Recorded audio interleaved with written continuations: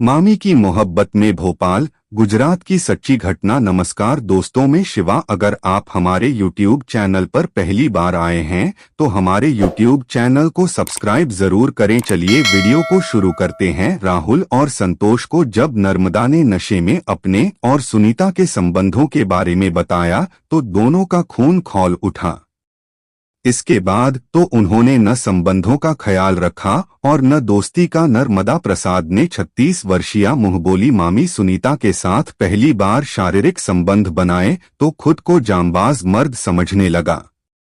बेरोजगारी की वजह से नर्मदा पहले न किसी से प्यार कर पाया था और न किसी से शारीरिक संबंध बनाए थे। इस तरह का खेल उसने अपने दोस्तों के मोबाइल पर जरूर देखा था।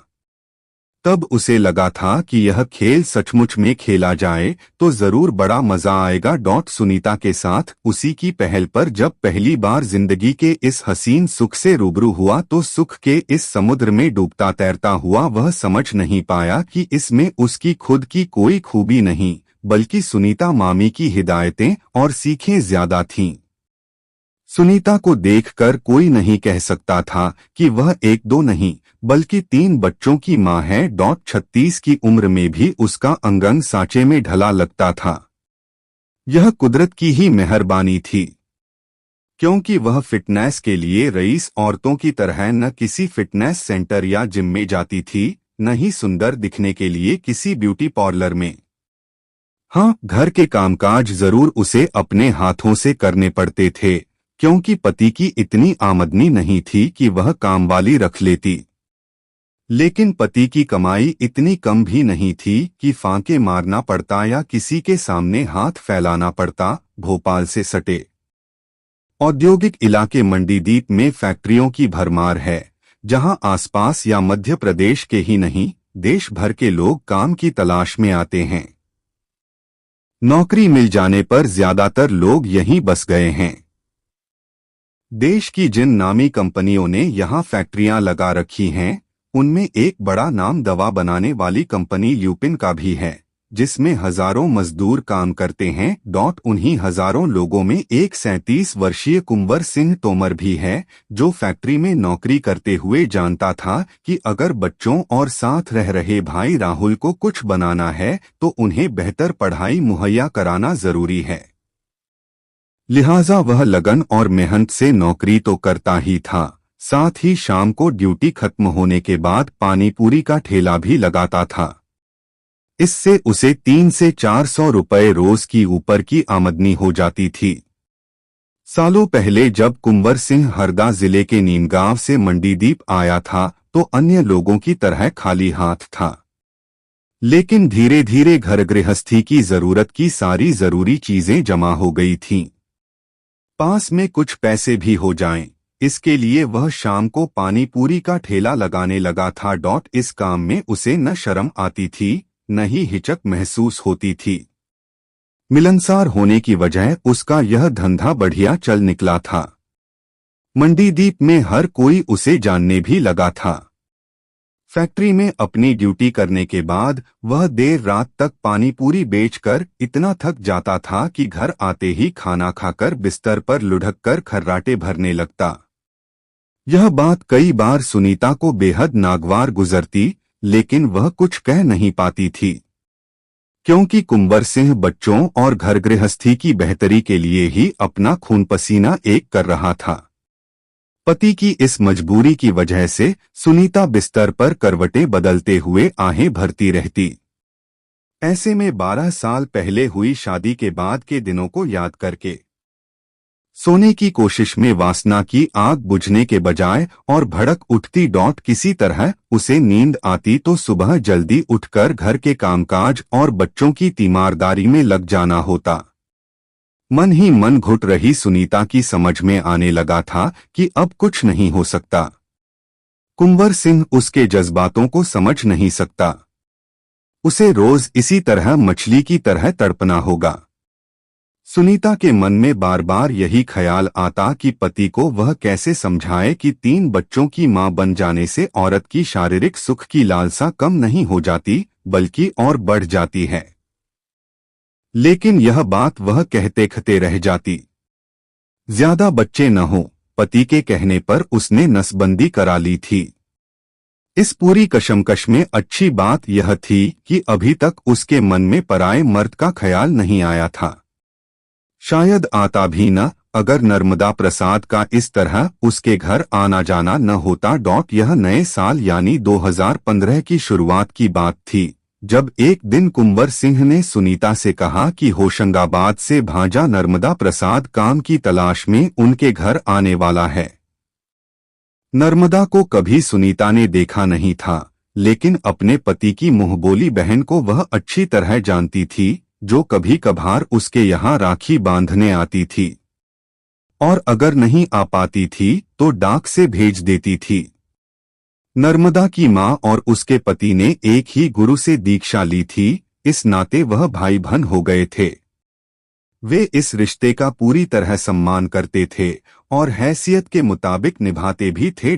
नर्मदा प्रसाद जब मंडीदीप आया तो कुंवर सिंह ने उसकी हर तरह से मदद की। पहले तो सिफारिश करके उसे एक ग्लास फैक्ट्री में नौकरी दिलवाई।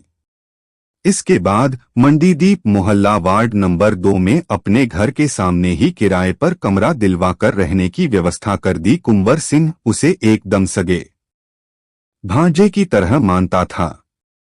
यह बात सचमुच मिसाल थी, क्योंकि वजह कुछ भी हो, आजकल लोग सगे रिश्तों को भी इस तरह नहीं निभा पाते। इधर मुद्दत से काम की तलाश में भटक रहे बेटे को नौकरी मिली तो होशंगाबाद में रह रही उसकी मां को भी तसल्ली हुई कि अब बेटे की जिंदगी पटरी पर आ जाएगी।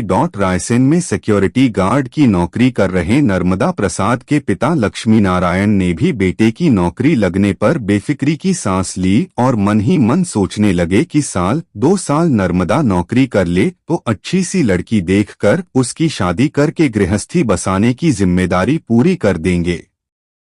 होशंगाबाद से होकर बहती नर्मदा नदी की वजह से उसी का प्रसाद मानकर लक्ष्मी नारायण ने बेटे का नाम नर्मदा प्रसाद रखा था।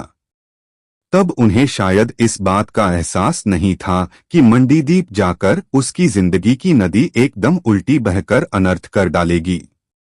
नर्मदा जब मंडीदीप में रहने लगा तो स्वाभाविक रूप से मामा के घर उसका जाना आना होता रहा। शुरुआत में तो सुनीता ने उसे ज्यादा गंभीरता से नहीं लिया, क्योंकि पहले से ही उसके काफी रिश्तेदार और जान पहचान वाले मंडीदीप में रहते थे। ऐसे में पति ने इस मुंहबोले भांजे को लाकर उसका सिरदर्द और बढ़ा दिया था। लेकिन उसके लगातार आने जाने से जल्दी ही वह खुद को फिर से जवान समझने लगी थी। वजह थी नर्मदा की उसके हसीन जिस्म को भेदती नजरें।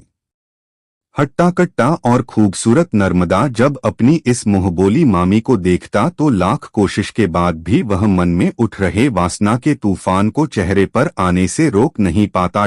भांजे के मन की बात का एहसास होते ही सुनीता का दिल उछलने लगा था कि नर्मदा चोरी छिपे उसके जिस्म को नापता तौलता रहता है। अक्सर उसकी निगाहें उसके उभारों पर आकर ठहर जाती। यह जानने के बाद उसने नर्मदा को बातों और हरकतों से शह देना शुरू कर दिया। अब वह सीने को पल्लू से ढकने के बजाय अक्सर गिरा देती और उसी तरह गिरा रहने देती, जिससे नर्मदा उससे नजरें बचाकर अपनी मुराद पूरी कर सके। इसके बाद दोनों में बातें तो खूब होने ही लगीं, मजाक भी होने लगा। धीरे धीरे उनके मजाक में दोअर्थी शब्द भी आने लगे। सुनीता की शारीरिक सुख की कामना अंगड़ाइयां लेने लगीं। सामने बैठा मर्द क्या सोच रहा है, यह एक औरत ही बेहतर समझ सकती है। अब यह उसकी मर्जी पर निर्भर करता है कि वह उसे पहली सीढ़ी पर ही रोक दे या फिर छत तक जाने दे। सुनीता ने तो अपनी तरफ से पूरा दरवाजा ही खोल दिया था, लेकिन यह नर्मदा के मन की हिचकिचाहट और डर था कि आंखों के सामने मिठाई रखे होने के बाद भी वह उसे उठाकर खाने की हिम्मत नहीं कर पा रहा था। लेकिन आंखों से देखने से पेट तो भर नहीं सकता था। यही हालत सुनीता की भी थी और नर्मदा की भी। इसका मतलब आग दोनों तरफ बराबर लगी थी, बस भड़कने का इंतजार था कि पहल कौन करे। नर्मदा अपने दिल की बात इशारों से कहता तो सुनीता खुश होने के साथ साथ झल्ला भी उठती थी कि कैसा बेवकूफ लड़का है, सारी छूट दे रखी है, इसके बावजूद यह सिर्फ आंख सुलगाकर चला जाता है। आखिरकार एक दिन सुनीता के सब्र का बांध टूट गया और उसने पूछ लिया, यूं चोरी छिपे देखते ही रहोगे कि मुंह से कहोगे भी कि तुम चाहते क्या हो? नर्मदा इतना नादान और बेवकूफ भी नहीं था कि इतने पर भी चुप रहता। सुनीता की इस पहल पर उसने वही किया जो कोई भी युवक करता। उस समय घर में उन दोनों के अलावा कोई और नहीं था, इसलिए उसने सुनीता को बाहों में उठाया और बिस्तर पर ला पटका। इसके बाद वह उस पर छा गया। अब कहने सुनने को कुछ नहीं रह गया था। वासना एक तेज तूफान आया और एक नौसिखिया तथा एक तजुर्बेकार तैराक अपने अपने तरीके से उसमें गोते लगाने लगे। सुनीता को मुद्दत बाद मर्द का सुख मिला था, इसलिए वह उस पर निहाल हो उठी। दूसरी ओर नर्मदा भी अपने कमरे में आकर निढाल सा बिस्तर पर पड़कर कुछ देर पहले भोगे सुख को याद करके रोमांचित होने लगा। उसने शारीरिक सुख के बारे में जो सुना और पढ़ा था, उसका असली सुख तो उससे कहीं ज्यादा था। इसके बाद यह लगभग रोज की बात हो गई। नर्मदा फैक्ट्री से आता तो सीधे सुनीता के पहलू में जा समाता। मौके की कमी नहीं थी, उस समय बच्चे खेलने गए होते थे और राहुल अपने दोस्तों के साथ गप्पे लड़ाने में मशगूल रहता था। उन दोनों के इस नाजायज रिश्ते के बारे में कोई शक भी नहीं करता था। इसकी वजह कुंवर सिंह का व्यवहार और इन दोनों की सतर्कता थी। उम्र में अपने से कुछ छोटे राहुल को भी नर्मदा ने इस तरह पटा लिया था कि वह भी इस बारे में सोच नहीं सकता था। धीरे धीरे सुनीता और नर्मदा के शारीरिक संबंध प्यार में बदल गए और दोनों साथ साथ जीने मरने की कस्में खाने लगे। यही नहीं, उनका यह प्यार इस हद तक परवान चढ़ा कि दोनों अपना बच्चा पैदा करने के बारे में सोचने लगे। इसके लिए सुनीता नसबंदी का ऑपरेशन खुलवाने को भी तैयार हो गई। चूंकि मंडीदीप में रहते दोनों शादी नहीं कर सकते थे, इसलिए उन्होंने भागकर शादी करने का फैसला कर लिया। सुनीता भूल गई कि वह 3 बच्चों की मां और गरीब ही सही पर एक इज्जतदार आदमी की पत्नी है, जिसका समाज और रिश्तेदारी में अपना अलग रसूख है। नर्मदा भी मामा का एहसान भूल गया कि इस शख्स ने भाग दौड़ कर किस तरह नौकरी दिलाई और मंडीदीप में जमने में मदद की। शायद उतनी सहायता तो सगा मामा भी नहीं करता, और उसने एवज में क्या किया, इस मुंहबोले मामा की पीठ में छुरा घोंप दिया। नर्मदा और सुनीता सारी दुनियादारी और जिम्मेदारियां भूलकर नई दुनिया बसाने की तैयारी में जुट गए थे। मई के पहले सप्ताह में चिलचिलाती गर्मी में नर्मदा, राहुल और सुनीता की बहन के लड़के संतोष को शराब की पार्टी देने होशंगाबाद ले गया। मंडीदीप और होशंगाबाद के बीच ओबेदुल्लागंज में रुककर तीनों ने छक्कर शराब पी। नर्मदा आदतन शराबी था, लेकिन उस दिन ज्यादा पी लेने की वजह से उसका दिमाग काबू से बाहर होने लगा। राहुल और संतोष को काफी दिनों बाद मनमाफिक पीने की मिली थी, वह भी मुफ्त में, इसलिए वे दोनों भी धुत होते जा रहे थे। शराब का नशा क्यों नुकसानदेह कहा जाता है, यह जल्दी ही सामने आ गया। नशे की झोंक में डींगे हाँकते हुए नर्मदा ने राहुल और संतोष को हमदर्द समझते हुए उनके सामने सुनीता के साथ के अपने संबंध उजागर कर दिए। उसने दिल की बात जिस तरह कही, वह सुनकर राहुल का खून खौल उठा, लेकिन उस समय उसने खामोश रहना ही बेहतर समझा, क्योंकि नशे की हालत में वह कुछ नहीं कर सकता था। दूसरे नर्मदा कितना सच और कितना झूठ बोल रहा था, इसका भी अंदाजा नहीं लगाया जा सकता था। नर्मदा के मुंह से यह सुनकर कि जल्दी ही भागकर दोनों शादी करने वाले हैं, उसे लगा कि दाल में जरूर कुछ काला ही नहीं है, बल्कि पूरी दाल ही काली है। अपनी भाभी को मां की तरह चाहने और इज्जत देने वाले राहुल का नशा उड़ चुका था, वह बदले की आग में जल रहा था। तीनों पार्टी खत्म करके मंडीदीप वापस आ गए और सो गए। अगले दिन राहुल ने जिस अंदाज में सुनीता और नर्मदा को बातें करते देखा, उससे उसे ताड़ते देर नहीं लगी कि बीती रात नशे में ही सही, नर्मदा ने जो कहा था वह गलत नहीं था। अब राहुल की दिमागी स्थिति गड़बड़ाने लगी। कल तक जो नर्मदा उसे पक्का दोस्त लगता था, वह दुश्मन नंबर 1 लगने लगा। उसी के साथ मां समान लगने वाली भाभी उल्टा लग रही थी, जो देवता समान पति की धोखा देने में तनिक भी नहीं हिचकिचा रही थी। क्या किया जाए, यह सवाल राहुल को मथे डाल रहा था। भाई से कहता तो तय था कि वह उसकी बात पर यकीन नहीं करते और बेवजह बात का बतंगड़ बनाते। मुमकिन है भाभी भी उस पर ही उल्टा सीधा इल्जाम लगा देती। हैरान परेशान राहुल ने संतोष से बात की, जो खुद पिछली रात से तनाव में था कि उसकी मौसी ऐसी है। दोनों ने मिलकर तय किया कि अब नर्मदा की हत्या के सिवाय और कोई रास्ता नहीं है। इसके लिए दोनों ने तुरंत योजना भी बना डाली।